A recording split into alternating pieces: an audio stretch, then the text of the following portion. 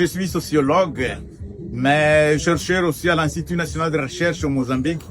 Et c'est en passant dans le village où j'ai vu que, bon, à part les questions que nous posions sur les modes de vie des villageois, il était important aussi de retenir les contes qu'ils racontaient aux gens, aux jeunes gens.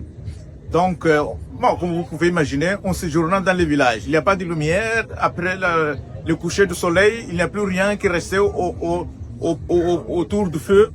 Et là, c'est là où on raconte des contes, des histoires, des anecdotes et des proverbes aux jeunes gens, mais comme une forme de formation.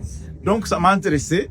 Donc, j'ai commencé à enregistrer. Après, on a mis en portugais. On a fait la première publication en version portugaise en 2003. En 2013.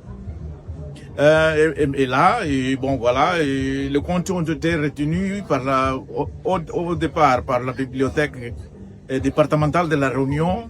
Ce sont eux qui m'ont aidé à trouver un éditeur français, francophone. Donc, s'ils seront éditeurs, c'est là.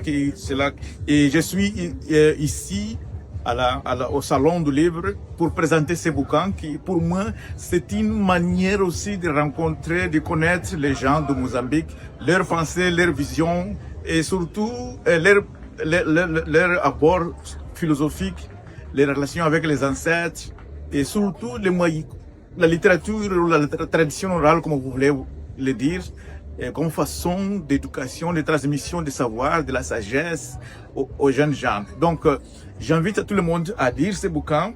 C'est une façon de rencontrer le Mozambique. C'est vrai, c'est une partie qui s'appelle Manica, mais aussi c'est une façon de rencontrer ce Mozambique. C'est une façon aussi de rencontrer, en fait, toute l'Afrique. Et je suis sûr que bon, vous êtes intéressé à le connaître de plus en plus. Et moi, heureusement, c'est pas ma première fois visiter la Réunion. Quand j'étais cadre au ministère de la Culture, je suis venu à plusieurs reprises à la tête de délégation, même culturelle et politique. Donc, c'est une dizaine de fois que je suis venu ici. Mais à Saint-Pierre, j'ai jamais y été. Et jamais y été aussi, j'ai jamais participé à un salon de livre. Mais c'est une grande fête que je pense répliquer même au pays. Merci pour cette expérience et merci pour l'accueil aussi. Et merci aussi pour la lecture de ce texte. Et bon, j'attends aussi et vous remercie aussi pour vos commentaires.